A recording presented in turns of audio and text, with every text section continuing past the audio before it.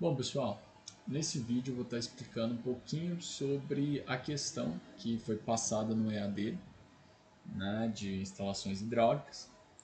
Nessa questão a gente vai trabalhar alguns conceitos, né, como o cálculo da perda de carga, como o cálculo do diâmetro que a gente adota na nossa instalação, e a gente vai estar calculando também o volume da caixa d'água.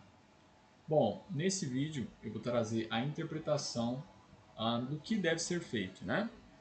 E na atividade, depois que vocês fizerem a atividade, eu estarei liberando o vídeo com a resolução do exercício, beleza? Bom, então basicamente no exercício a gente tem uma caixa d'água. Essa caixa d'água ela vai distribuir ali para os pontos de utilização, né? Ela vai distribuir essa água por meio de uma coluna de distribuição e vai derivar aqui ramais, né? Um ramal para o tanque, para a máquina de lavar roupa. Aqui a gente vai ter um ramal que vai estar distribuindo para um banheiro, lavatório, ducha higiênica, vaso e chuveiro. Aqui outro banheiro. E aqui nós temos também a cozinha, né, com uma pia e uma máquina de lavar louças. Bom, nessa distribuição que foi feita da caixa d'água levantando os pontos, o que é pedido nesse exercício? Primeira coisa é o cálculo do volume da caixa de água para abastecer essa residência, né? Então, a primeira coisa é calcular esse volume. Depois disso, eu peço calcular o tamanho do reservatório de água agora, sabendo que a reserva mínima será de 2 dias. Então, primeiro a gente vai calcular um volume, né? Esse volume aí é o volume de consumo da edificação. Vocês vão consultar a tabela 1.2 e tabela 1.3, que seriam as tabelas repassadas, né, que a gente tirou do livro do Carvalho. Então, vocês vão pegar aqui essa minha taxa de ocupação, vão pegar vai verificar, né, se é residência, é um banco, se é um escritório, verificar a quantidade de pessoas pelo dormitório e verificar aqui o consumo, né, quanto que é o consumo dessa casa. E aí, então, fazer o cálculo, né, do consumo diário em litros por dia da casa e depois fazer o cálculo para mim então do volume da caixa d'água para uma reserva aí de 2 dias. Bom, a terceira pergunta é uma pergunta que é calcular os diâmetros das tubulações das colunas de distribuição, ramal e subramais. Então a ideia é vocês consultarem agora as tabelas 1.4 e 1.5. Né? Tabela 1.4, você vai analisar os pesos relativos de cada equipamento, né? A bacia sanitária 0,3, da pia 0,7, e vai somar, né? Então você soma os trechos. Então nesse trecho de CH, a gente sabe que o chuveiro precisa de no mínimo o peso do chuveiro elétrico, 0,1.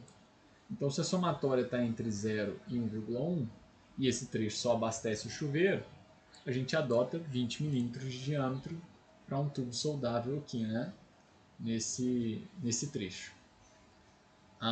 Agora, quando eu considero esse trecho aqui, ó, por exemplo, nesse trecho ele alimenta quais equipamentos? O lavatório, a ducha, o vaso e o chuveiro. Então é dessa forma. Então, quanto mais a gente aproxima do ponto A, mais pesos esses trechos têm, né? Porque esse trecho AB, ele querendo ou não, ele pega o peso relativo a todos os equipamentos da minha instalação, né? Então eu tenho que somar todos os pesos dos meus equipamentos. Bom, ok, então definido o diâmetro por meio da soma, né? Então você vai somar os itens, somar a quantidade de pesos por trecho e vai verificar qual o diâmetro necessário aqui para a instalação em cada trecho. Feito isso, a última questão é calcular uma perda de carga distribuída do ponto A ao ponto C. Para calcular essa carga, vocês vão utilizar a fórmula de Fair-Wheeler, né? Então nessa fórmula a gente vai ter aqui a vazão. E aonde a gente descobre essa vazão? Essa vazão vai ser dada pela fórmula Q igual a 0,3 da raiz dos pesos. da somatória de pesos, né? Então você vai somar praticamente todos os pesos da instalação, porque o trecho AB ele está referente a todos os pesos, né? E aqui o diâmetro. Qual o diâmetro, Matheus? O diâmetro que você vai ter escolhido lá, só que lembre o seguinte, né? Esse diâmetro aqui tem que ser o diâmetro interno da tubulação, ok? Então você verifica se de fato é esse diâmetro interno, joga o diâmetro interno, e aí com o diâmetro interno você faz o cálculo do J. J seria o que? Perda de carga por metro.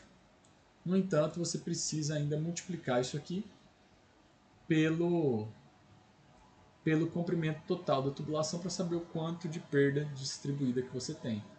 Então, o total do comprimento aqui daria, né, 3,5. Então, pegar esse valor de J e multiplicar por esses 3,5, a gente vai chegar então na perda de carga nesse trecho. Então, basicamente, esse é um exercíciozinho aí, bem simplesinho, bem tranquilo aí de vocês fazerem.